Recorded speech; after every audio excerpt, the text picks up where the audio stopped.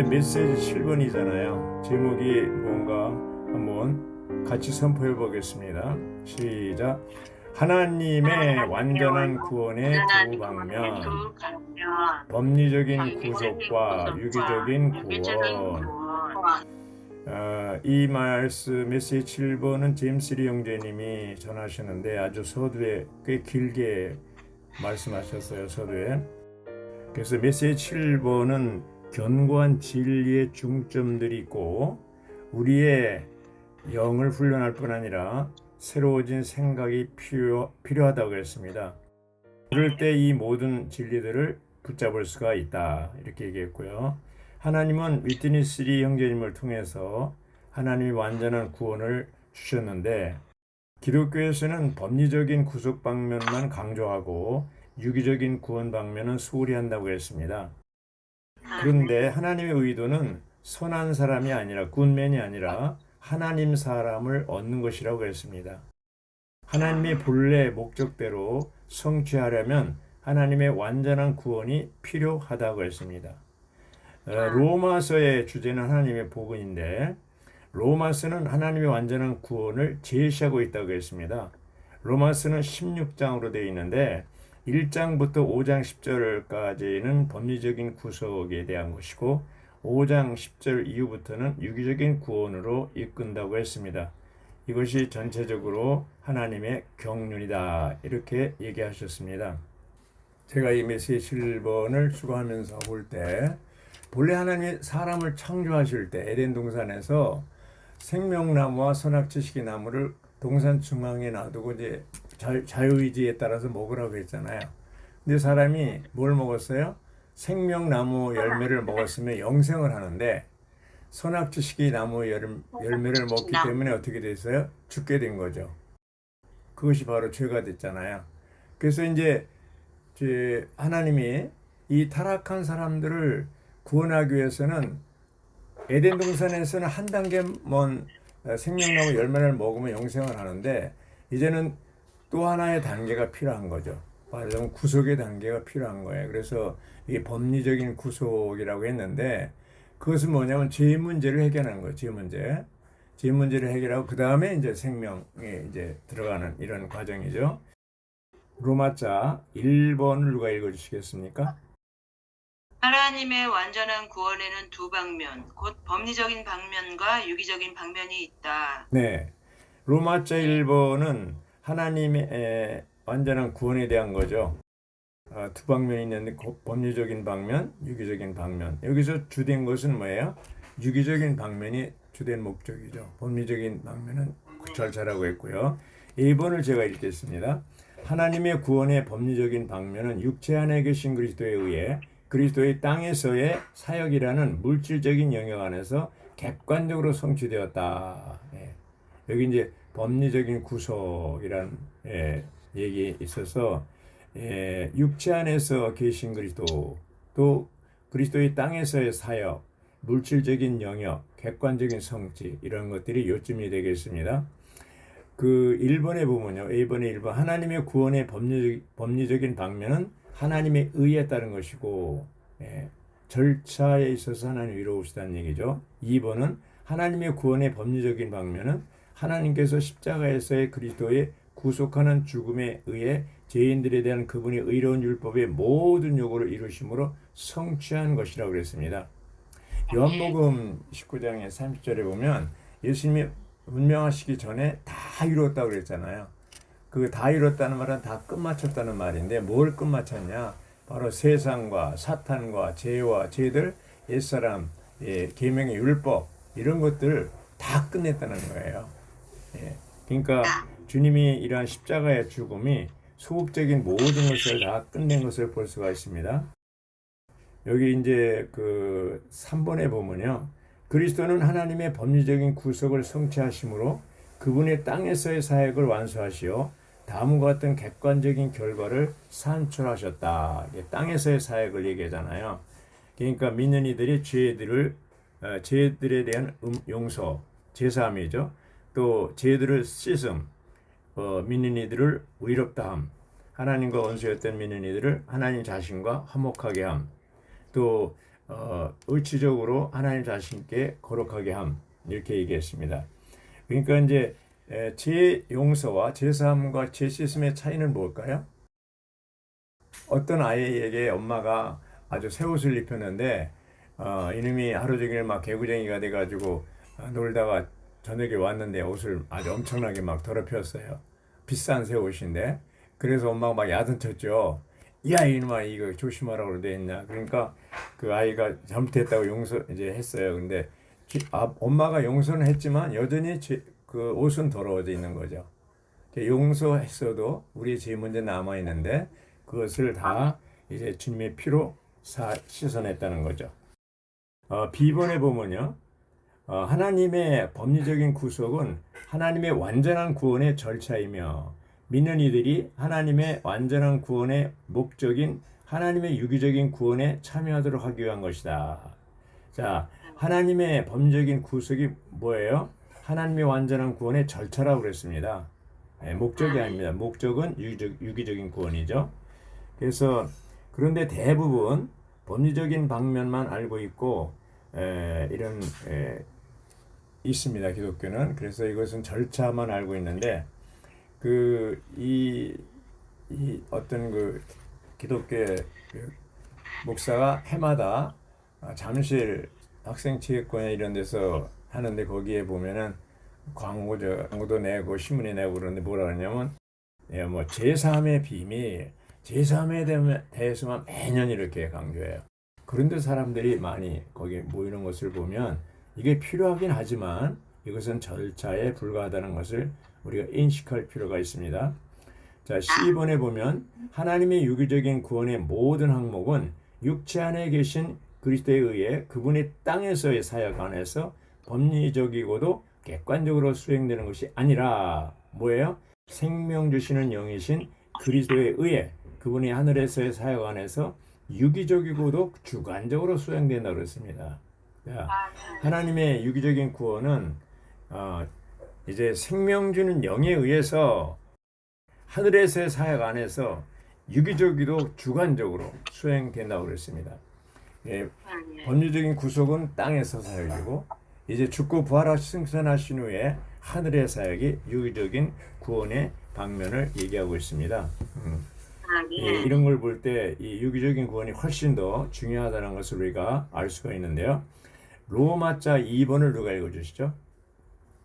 하나님의 구원의 유기적인 방면은 생명 주시는 영이신 그리스도에 의해 그리스도의 하늘에서의 사역이라는 신성하고 비밀한 영역 안에서 주관적으로 다음의 8단계에 따라 수행된다. 아멘. 아멘. 생명 주는 영이신 그리스도에 의해서 이제 이 유기적인 구원의 역사가 일어나죠. 이것 하늘에서 조금 전에 말씀드린 대로 그리스도의 하늘에서의 사역이고 또 신성하고 비밀한 영역 안에서 이루어지는 거고 주관적이고. 자, 다음에 8단계가 나오는데 8개가 뭐야? 거듭남, 목양, 기질적인 거룩함, 새롭게 함, 변화, 건축, 같은 형상을 이룸, 영광스럽게 됨 이렇게 되어 있습니다. 근데 8단계에서 첫 번째가 거듭남인데 이 거듭남은 영 안에서 이루어지는 것이고 마지막 8번째가 영광스럽게 됨인데 이건 몸의 구속이죠. 이것은 몸의 변형, 몸에서 이루어지는 겁니다. 중간에 혼의 변화 과정에서 6개의 항목이 있죠. 뭐가 있어요? 목양, 기질적인 거룩함, 새롭게 함, 변화, 건축, 같은 형상을 이룸. 이것이 혼 안에서 이루어지는 겁니다. 거듭남과 영의 거듭남도 순간적이고 몸의 변형도 순간적이지만 혼의 변화는 일생 동안 계속되는 거예요. 혼의 변화의 탑이 뭡니까? 그리스도와 같은 형상을 이루는 겁니다. 그리스도 인격으로 완전히 바뀐 상태를 얘기하는 것이죠. 그래서 우리가 이 상태에 도달하기 위해서 우리는 교회 안에서 몸 안에서 생활하는 것이죠. 여기 이제 거듭남 A번에 로마자 2번에 A번 보면 거듭남이 나오잖아요. 이게 뭐예요? 하나님의 완전한 구원의 중심이라고 그랬습니다. 거듭남이. 그리고 또 뭐라고 그랬어요? 유기적인 방면에서 하나님의 구원의 시작이라고 그랬습니다. 거듭남은 유기적인 방면에 구원의 유기적인 방면의 중심이고 또 시작이라고 그랬습니다. 그래서 이런 걸 볼 때 그 니고데모 요한복음 3장에 보면 니고데모가 예수님께 밤에 왔죠. 근데 예수님이 다짜고짜로 뭐라 그랬어요? 당신은 거듭나야 된다. 물과 성령으로 거듭나야 하나님 나라를 볼 수 있다. 물과 성령으로 나지 않으면 하나님 왕국에 들어갈 수도 없다. 이렇게 단호하게 얘기했습니다. 그러니까 니고데모가 깜짝 놀라서 어떻게 내가 어머니 뱃속에 다시 들어가라는 말입니까? 그렇게 이제 잘못 이해했죠. 많은 사람 오늘날 많은 니고데모가 널려 있습니다. 영적인 세계에 대해서 완전히 손방이죠. 그래서 이런 사람들에게 니고데모가 가장 필요한 것이 예수님이 보실 때는 거듭나는 것이었습니다. 바로 신성한 생명, 이러한 영원한 생명을 얻기 위해서 반드시 이러한 하나님 완전한 구원의 핵심인 거듭남, 특히 유기적인 구원의 시작인 거듭남을 강조하고 있습니다. 그래서 거듭남은 하나님의 완전한 구원의 중심이며 유기적인 방면에서 하나님의 구원의 시작이라고 우리가 알 필요가 있습니다.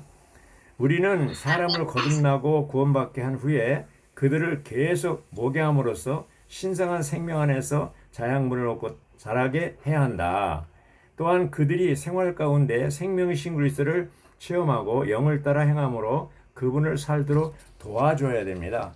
그러니까 사람들을 도울 때 제일 먼저 우리가 관심해야 될 것은 다른 많은 얘기할 필요 없이 예수님처럼 그냥 단도직입적으로 거듭나는 것에 대해서 시작을 해야 됩니다. 사실 거듭나지 않고 많은 성경 지식들 얘기해봐야 소용없습니다.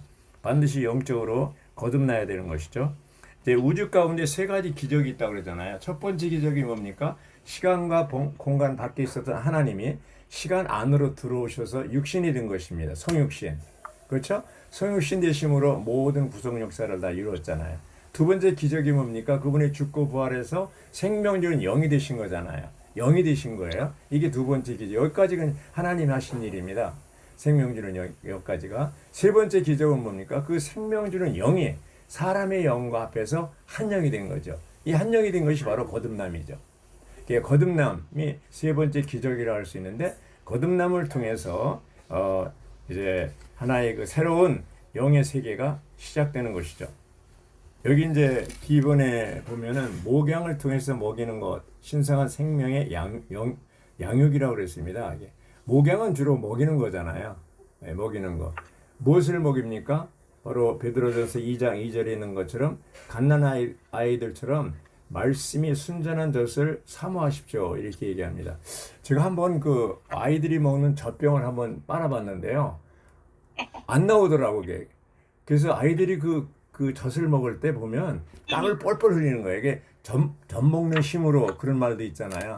그래서 이 정말 필사적으로 내가 먹지 않으면 안 된다, 죽는다 이런 마음으로 이 육신들 아이들이 그 젖을 갓난 아이들이 젖을 사모하듯이 우리도 영적으로 내가 영적으로 이렇게 먹지 않으면 나는 죽는다, 자라지 않는다 이렇게 아주 필사적인 그런 영이 필요합니다. 한번 식당에 갔는데 중국 식당에 갔는데요. 거북이가 2마리 있더라고 어항에. 그래서 묻기를 저 큰 거북이, 작은 거북이는 새끼입니까? 그러니까 아니에요. 나이가 똑같아요. 근데 저 큰 놈은 그냥 미꾸라지 10마리 주면 7마리 잡아먹고 작은 놈은 3마리밖에 뭐 먹성이 없어요. 그런데 결국 저렇게 작아졌어요. 그걸 보면 교회 안에 일찍 들어온 것이 중요한 게 아니고 늦게 들어왔다 하더라도 열심히 이렇게 먹으면 빨리 자라는 먹는 건 우리의 운명, 먹는 길밖에 없습니다. 10원에 보면 기질적인 거룩함 얘기하는데 이 거룩은 두 방면이죠. 하나는 위치적인 거룩, 하나는 뭐예요? 기질적인 혹은 성분적인 거룩입니다. 이스라엘 백성이 애굽에서 출애굽해서 광야로 옮겼을 때 그들은 뭐예요? 위치적으로 거룩해진 거예요.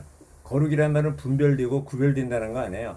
애굽으로부터 광야로, 우리는 오늘날로 따지면 우리는 세상으로부터 그리스도 안으로, 종교로부터 교회 안으로 옮겼습니다. 위치적으로 거룩해진 다음에 이스라엘 백성들이 광야에서 뭐 했습니까? 40년 동안 하늘에 속한 만나, 하늘의 음식을 먹었습니다. 그들이 40년 동안 만나를 먹었을 때 무적의 군대가 됐듯이 오늘날 우리는 새 이스라엘 백성으로서 하늘에 속한 만나, 하나님의 말씀을 젖을 사모하는 갓난 아이처럼 젖을 사모하고 열심히 먹고 나중에는 딱딱한 의미도 먹을 수 있는 그런 단계까지 계속 점진적으로 거룩한 생활을 해야 됩니다. 이 내가 거룩하니 여러분도 거룩하라고 그랬잖아요. 그래서 우리 생각이 거룩하고 우리 말이 거룩하고 우리 행동이 거룩해야 돼요. 믿는 사람들이 안 믿는 사람과 똑같다면 이제 어떻게 우리가 사람들에게 복음을 전할 수가 있겠습니까? 우리의 삶이 거룩한 삶이 돼야 됩니다.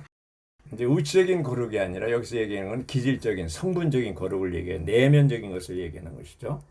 또 D번에 보면 새롭게 함은 하나님의 새 창조의 과정이라고 그랬습니다. 자, 이 새롭게 함이 디도서 3장 5절인가요? 그거 보면 새로남의 씻음이라는 말을 썼죠. 새로남의 씻음과 성령의 새롭게 함으로 뭐예요? 새롭게 함으로 말미암은 것이었습니다. 이렇게 돼 있어요. 그래서 이 디도서 3장 5절과 에베소 4장 23절이 같은 맥락인데 그 로마서 12장 2절하고 다 같은 레벨이에요. 그게 뭡니까? 이 생각이 새롭게 됨으로 변화를 받는 거예요.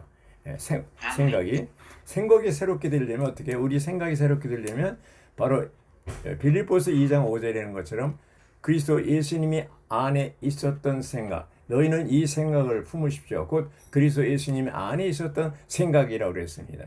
그러니까 우리가 예수님이 어떤 생각을 했는지 알려면 사복음서를 읽어야 되잖아요.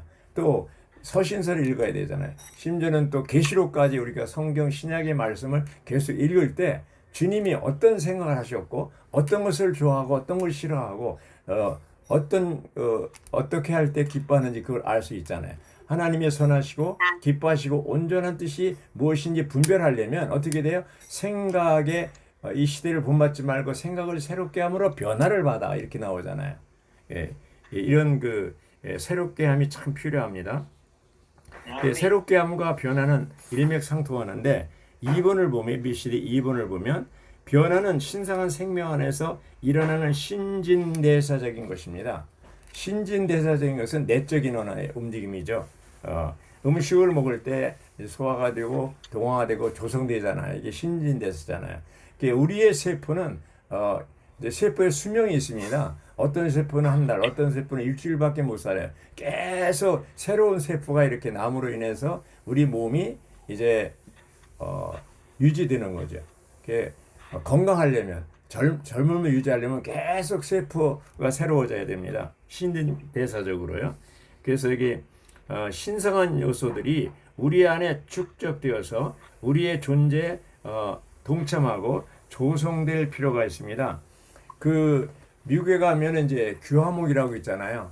그 규화목은 하나의 나무가 쓰러졌는데 거기서 물이 흘러갈 때 수십 년, 수백 년 세월이 흐른 뒤에 그 나무 속에 이제 광물질이 스며들어서 어떻게 됐어요? 돌이 된 거예요. 규화목, 석화라고 그래요. 그래서 그런 것처럼 우리 안에 계속해서 이제 주님이 들어와서 흐를 때 우리도 규화목이 되고 석화가 되는 거고 또 신화가 된다고 얘기할 때 또 성화라고 할 수 있죠. 신화, 하나님화. 그게 차와 물이 있을 때 이 물에다가 이제 차를 이렇게 탔을 때 어떻게 돼요? 차의 그 성분이 물에 이제 젖어지잖아요. 그랬을 때 그 차를 마시면 어떻게 해요? 이제 이 차를 마시는 거죠. 그 물에 이제 적셔진 그 차를 우리가 마시는 거잖아요. 그처럼 하나님의 성분이 우리 안에 들어와서 이제 이렇게 신화되고 차화되어서 이렇게 될 때 이것이 신진대사적인 변화라고 볼 수가 있겠습니다. 여기 이제 F번의 6일자죠. 거기 보면은 건축, 신성한 생명 안에서 함께 결합되고 짜이는 거라고 그랬습니다.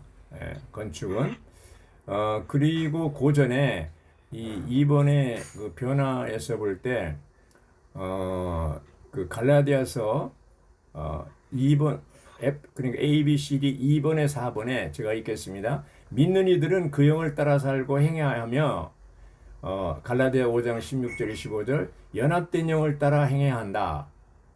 로마서 8장 4절 그럴 때 그리스도의 신성한 생명이 믿는 이들을 규제하고 영광 안에 계신 주님의 형상으로 변화시키는 길을 걷게 한다. 얻게 한다. 이게 이제 중요하잖아요. 믿는 이들은 그 영을 따라 살고 행해야 합니다. 이제 하나님이 생명 주는 영으로 우리 안에 들어와서 사람의 영과 나의 영과 합해서 한 영이 됐잖아요. 이것은 연합된 영이라고 그래요. 그래서 갈라디아 5장 15절에 보면 그 연합된 영에 따라서 행하라고 그랬어요. 영을 따라, 그 영을 따라 행하라고 그랬습니다. 연합된 영을 따라서. 또 26절에도 똑같이 연합된 영으로 살고 행하라고 그랬습니다. 그런데 헬라에 보면 5장 16절에 영을 따라라는 말은, 행하라는 것은 페리파테오라고 그랬어요. 이것은 일반적인 행함을 얘기하고, 또 25절에 행하는 것은 스테이케오라고 그랬어요. 이것은 하나님의 목적에 따라 행하는 거라고 그랬어요. 그래서 아주 습관적으로 군대처럼 아주 열을 지어서 하는 이런 그 규칙적인 생활하는 것을 얘기합니다. 처음에 우리는 갈라디아 5장 16절의 단계에서는 그냥 일반적으로 이렇게 행할 수가 있어요. 근데 나중에 이제 우리가 더 성숙해서 우리의 그 생각이 새로워지고 변화받아서 완전히 에베소 4장 23절처럼 22절 옛사람을 벗어버리고 24장 새 사람을 입으라. 그럴 때 23절의 중간에 뭐예요? 새 사람을 입는 것은 생각의 영을 새롭게 함으로 우리 생각 속에 영이 충만해진 것을 얘기합니다. 그 단계에 가면 바로 갈라디아 5장 25절의 단계에 온 거예요. 아주 습관적으로 하나님의 목적을 따라서 그 영의 인도함을 따라서 항상 영안에 거할 수 있는 이 연합된 영혼에서 살고 행하고 처신하는 이기는 삶을 살 수 있는 단계가 갈라디아 5장 25절의 단계입니다. 자매님들은 5장 16절의 단계입니까? 25절의 단계입니까? 25절에 놀랍습니다. 25절의 단계는 아주 완전히 수준이 올라간 단계예요. 로마서 12장의 단계고 에베소 4장 23절의 단계예요.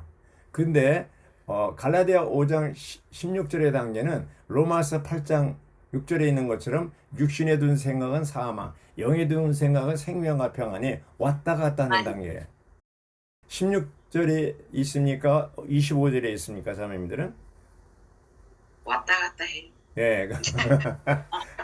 그래서 점진적으로 이제는 훈련을 받아서 점진적으로 연합된 영 안에서 살고 행하고 처신하는 이 생활을 계속 누림으로 말미암아 이제는 25절의 단계에 갈 수 있게 바랍니다. 자, F번. 이제 그럴 때 건축이 나오잖아요. 이 건축에서 가장 아름다운 게 에베소 4장 16절을 소개했잖아요. 거기 보면 F번의 1번. 하나님의 건축물은 변화시키는 영께서 믿는 이들에게 일하심으로 그들이 함께 결합되고 짜임으로써 산출됩니다. 결합되고 쌓인다는 것은 서로를 얘기하는 거예요. 이 교회 안에서 몸 안에서 우리는 서로 목양하고 서로 이제 공급하고 서로 사랑 안에서 건축되는 것이죠. 그래서 2단계에 간다면 굉장히 아주 높은 수준의 단계에 이르는 것이죠. 그래서 이 건축물이 제대로 건축되려면 결합되고 짜야 되는데 거기 4장 16절에 뭐예요? 각마디를 통하여 각 지체의 분량에 따라 이제 통하여 각지 분량을 따라 이제 통해서 각지 그 기능 발휘를 통해서 뭐예요? 사랑 안에서 스스로 건축하는 이 단계가 마태복음 16장 18절에 너는 베드로라 이 반석 위에 내 교회를 건축하리니 그 예언의 말씀이 이 4장 16절에 이루어진 것을 얘기하고 있습니다. 우리가 신성한 생명에서 연합적 영 안에서 살고 행하고 처신하는 이러한 이기는 삶을 살 때 교회가 건축되고 이제 그리스도의 형상이 이루어지는 이런 단계까지 가게 되는 것이죠. G번을 누가 할 것이죠? G번 A, B, C, D, E, F, G. 같은 형상을 이루면 신성한 생명 안에서의 성숙이다. 네. 아멘. 아까 전에 말씀드렸듯이 같은 형상을 이룬다는 것은 그리스도와 같은 형상을 이루는 것이죠. 이것은 신성한 생명의 성숙이에요. 그렇죠? 그래서 이 2단계가 가장 혼의 변화의 단계의 가장 탑이라고 그랬잖아요. 그래서 이게 갈라디아 4장 19절에 뭐예요? 이제 내가 여러분들을 위해서 그리스도의 형상이 이루어지기까지 해산의 진통을 한다고 그랬잖아요. 진통을 겪는다고. 바울은 사람들을 목양할 때 어느 단계까지 이제 돕냐하면 바로 그리스도의 형상이 이루어지기까지, 그리스도의 인격이 이루어지기까지 돕는 거예요. 우리들은 사람들을 도울 때 언제까지 돕습니까? 언제까지가 아니라 돕다가 마음에 안 들어 그냥 끝내버리잖아요. 아유, 염소 새끼 하고 끝나잖아요. 그런데 우리가 사람을 도울 때 그리스도의 형상이 이루어지기까지 도와야 됩니다. 여기 지번에 같은 형상을 이루면 신성한 생명 안에서의 성숙이라고 그랬잖아요. 이게 굉장히 중요합니다. 그래서 이제 여기 보면 3번에 보면 지번의 3번에 같은 형상을 이루면 하나님의 맏아들의 형상과 같은 형상을 이루는 것이라고 그랬어요. 그래서 여기 요한일서 3장에 보면 이제 형제들아, 지금은 우리가 하나님의 자녀들이지만 장래 하나님 그분과 똑같이 될 것을 우리가 안다고 그랬어요. 그건 뭡니까? 찬송가 60장 4절에 보면 그날에 당신과 똑같이 되리라, 그런 찬송이 있잖아요. 그게 바로 요한일서 3장 2절을 근거로 한 거예요. 근거하는 겁니다. 그래서 우리의 소망은 뭐예요? 그리스도와 똑같이 되는 거예요. 바울은 골로새 1장 27절에 뭐라고 그랬어요? 이 비밀은 너희 안에 계신 그리스도시니 곧 영광의 소망이라고 그랬습니다. 영광의 소망이 뭐예요? 영광은 이제 영화롭게 되는 거잖아요. 주님이 오실 때 우리가 호련히 영광스러운 몸으로 변형될 거예요. 그리스도와 똑같이 되는 거예요, 영광의 소망은. 그래서 우리는 당신은 왜 예수 믿습니까? 그러면 마음의 평강을 위해서 믿죠. 자녀가 잘 되기 위해서 그렇죠. 사업이 잘 되기 위해서 믿죠. 또 등등, 그렇죠? 있지만 그러한 것은 물질적인 영역이에요. 우리는 어떻게 대답해야 돼요? 그리스도와 똑같이 되기 위해서. 그리스도는 첫 열매고 우리는 많은 열매들이고, 그리스도는 맏아들이고 우리는 많은 형제들입니다. 맞아요, 틀려요? 그래서 우리는 주님과 똑같이 되는 것이 우리의 소망입니다. 그러므로 우리의 표준, 우리의 표대, 우리의 목표, 우리의 모형은 본은 뭐예요? 그리스도예요. 사람에게 본을 두면 실망합니다. 봉사자들에게 본을 두지 마십시오. 다른 지체들에게 본을 두지 마십시오. 실망합니다. 우리의 본은 뭐예요? 유일한 본은 그리스도입니다. 바울은 뭐라 그랬어요? 고린도전서 11장 1절에 내가 그리스도를 본받는 것처럼 여러분은 나를 본받으십시오. 대단합니다. 그 정도 우리가 나를 본받으십시오. 우리는 감히 얘기 못하잖아요. 근데 바울은 그런 얘기를 감히 했어요. 고린도 성도들에게. 내가 그리스도를 본받는 것처럼 여러분은 나를 본받으십시오. 그래서 우리는 정말 이 생활 가운데, 교회 생활 가운데 본이 없다고 그러잖아요. 우리가 바로 본이 돼야 됩니다. 제가 이제 교회 생활 얼마 할 때 대만에 갔을 때마다 본이 없어요. 내가 아는 사람들 본이 없어요. 그랬더니 네가 본이더라. 어이구, 어떻게 제가 그런 본이 됩니까? 세월이 흐르고 이렇게 하다 보니까 어느새 40여 년의 세월이 흐른 뒤에 정말 저는 주님 앞에 감사하고, 이렇게 현재까지 남아있는 거 감사하고, 정말 어느 정도 어떤 면에서 본이 될 수 있어서 감사하고, 이렇게 지금은 정말 주님 앞에 감사와 찬양을 드리고 있습니다. 자, 8번째 H번입니다. 누가 읽어주시죠? 영광스럽게 되면 하나님의 완전한 구원이 충만하게 나타나는 것입니다. 네, 영광스럽게 되면 하나님의 완전한 구원이 충만하게 나타나는 거예요. 이건 뭡니까? 주님이 다시 오실 때 우리의 몸이 변형되는 것을 얘기합니다. 그것이 영광스러운 거예요. 자, 영광은 뭐예요? 많은 사람들이 아이고 하나님께 영광 돌렸네요. 그랬을 때 물질적인 영역에서 많이 생각하지만 여기서 영광이라는 것은 나타남입니다. 자, 보이지 않는 전기가 전등을 통해서 빛으로 나타날 때 뭐라고 해요? 보이지 않는 전기의 나타남이 빛이라는 것이요. 이 빛은 보이지 않는 전기의 영광, 보이지 않는 전기의 나타남인 거예요. 요한복음 1장에 보면은 예수님이 뭐예요? 독생자의 영광이라고 그랬어요. 사람들이 예수님을 볼 때 나타난 하나님이라고 그랬어요. 독생자의 영광이라고 그랬어요. 이제 한 2년 반 지났을 때 누구예요? 그 제자 하나, 빌립이 예수님한테 우리에게 아버지를 보여주십시오. 그러니까 야 빌립아, 나와 함께 오랫동안 생활했는데 어떻게 아버지를 보여달라고 하느냐? 나와 아버지는 하나다, 이렇게 얘기했어요. 나를 본 자는 아버지를 보았거늘 나와 아버지는 하나다, 이렇게 되는 거예요. 사람들이 친구가 야 예수 나에게 예수를 보여줘. 그럼 내 예수 믿지. 그건 뭐예요? 네가 나와 함께 이렇게 친구 오랫동안 생활했는데 어떻게 예수를 보여달라고 하느냐? 나를 보면 예수를 본 거야.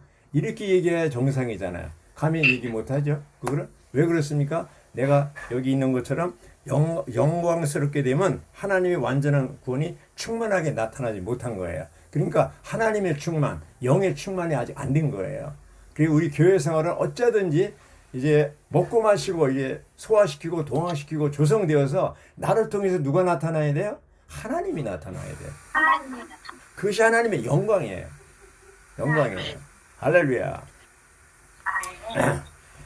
이제 로마자 3번을 보겠습니다. 누가 한번 길지만 읽어주십시오. 로마자 3번. 하나님의 유기적인 구원의 이 8부분에서 하나님의 목표는 단순히 우리를 신격에서는 아니지만 생명과 본성과 표현에서 하나님이 되게 하는 것, 다시 말하면 하나님의 복사본이 되게 하는 것이다. 우리의 영과 함께 하시는 그 영 자신께서 하나님의 유기적인 구원의 비결이시다. 아멘. 여기 이제 하나님의 유기적인 구원 8부분이 뭐냐면 결국 하나님의 복사판, 하나님의 복사본이 되는 거라고 그랬잖아요. 하나님께 똑같이 되는 거예요. 예. 하나님이 원하는 게 그거예요. 에덴 동산에서 하나님이 사람을 창조할 때 각기 종류대로 짐승을 창조했잖아요. 날짐승, 또 길, 또 이제 바다의 물고기 다 종류대로 했는데 사람은 어디에 속해요? 하나님의 종류대로. 하나님의 형상과 모양대로 창조된 사람은 하나님의 종류대로 창조된 거예요. 그게 뭐예요? 하나님과에 속한 거예요. 근데 타락해서 뭐가 됐어요? 인류가 된 겁니다. 2000년 전에 하나님이 이 땅에 오신 목적은 타락한 인류를 다시 하나님의 종류로 끌어올리기 위해서 오신 거예요. 그래서 하나님이 사람 되는 목적은 사람으로 하여금 신격에서는 아니지만 생명과 본성과 애환과 표현에서 하나님 되게 하기 위한 거죠. 맞아요? 틀려요? 이것이 하나님의 경륜이잖아요. 이것이 성경 66권 이 상자, 성경이라는 66권 상자 속에 있는 다이아몬드라고 그랬습니다. 근데 오늘날 기독교는 이러한 핵심, 하나님의 경륜에 대해서 빗나가 있죠. 다른 거 다 뭐 침례가 떴고 뭐가 떴고 깃털 가지고 싸우고 있잖아요. 우리도 이런 하나님의 경륜, 다른 가르침이 있어서는 안 돼. 디모데전서 1장 3절 4절에 있는 것처럼 디모데에게 부탁했잖아. 내가 에베소에 머무르게 한 것은 사람들이 다른 가르침을 가르치지 못하도록 막으라는 거, 하지 못하게 하라는 거죠. 하나님의 경륜 위에 다른 가르침이 들어오지 못하게 하는 것이 바로 바울의 심정이었습니다. 오늘날도 이제 많은 기독교 단체들이 있고 주회복이 있지만 우리가 정말 지켜야 될 것은 하나님의 경륜입니다. 하나님의 경륜에서 빗나갈 때 어떻게 돼요? 다른 가르침이 들어오는 것이. 그래서 어쩌든지 하나님의 복사판이 될 수 있기를 바랍니다. 그래서 이 로마서 8장 16절에 보면 이렇게 되어 있습니다.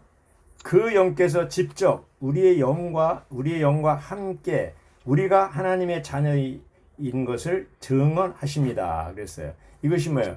우리의 여기 내용이 로마서 3번의 끝부분에 있는 것처럼 우리의 영과 함께 하시는 그 영 자신. 이것이 로마서 8장 16절에 있는 말씀이에요. 우리의 영과 함께 하시는 그 영. 우리가 연합된 영이 있다는 것은 우리 영 안에 그 영이 있고 이제 우리 영 안에서 그 영이 항상 작동하는 것이죠. 움직이는 것이죠. 네, 움직일 때마다 때로는 책망하고 때로는 격려하고 때로는 위로하고 때로는 말할 수 없는 어려운 환경이 있을 때 탄식하며 울부짖을 때 주 예수님 정말 너무나 힘듭니다 할 때 그때 주님이 그 영께서 우리를 격려하고 힘을 돋궈주고 부활 능력, 사중 능력을 통해서 우리를 이제 힘을 돋궈주는 거 아닙니까? 누가 합니까? 그 영께서 그 일을 하고 계시는 것이죠. 그래서 우리가 여기 로마자 3번에 A, B 쭉 나오는 걸 보면요. 이제 H까지 8가지 항목 위에 다 뭡니까? 바로 이러한 연합된 영에서 살고 행하고 처신하는 이 일, 바로 그 영이 우리 속에서 역사하는 것을 얘기하고 있습니다. 아멘. 결국 이렇게 움직일 때 하나님의 목적이 이루어지는 것이죠. 하나님의 완전한 구원은 유기적인 구원, 범죄적인 구속의 방면과 유기적인 구원의 방면에 있어서 결국 유기적인 구원을 이루는 것인데, 그것은 뭡니까? 그 영께서 우리 안에서 움직여서 어떻게 돼요? 우리가 하나님의 사람으로서 그리스도와 똑같이 되는 그 단계까지, 그리스도와 같은 형상이 이루어지는 단계까지 우리를 성숙하게 하고, 이제 주님이 다시 오실 때 에베소 4장 30절에 있는 것처럼 우리 몸의 구속, 우리 몸 빌립보 3장 21절에 있는 것처럼 우리의 낮은 몸이 영광스러운 몸으로 변형되는 그때가 오기를 우리는 소망하고 있는 거 아니겠습니까? 아멘. 다른데 뭐가 소망이 있습니까? 지금 세상은 전쟁, 또 어디 저 아프리카 모로콘가 어디 또 7.2동가 6.8동가 또 지진이 일어나서 죽은 사람만 현재 죽은 사람이 2,000명이고 다친 사람이 2,000몇 명이고, 예? 사상자가 엄청나네. 한 번 지진에 그렇게 많은 사람이 막 죽어버리고, 이미 예수님이 마태복음 24장에서 처처의 기근과 지진이 있으리니 인자가 다시 올 때 전쟁과 전쟁의 소문이 있고, 지금은 소망이 없습니다.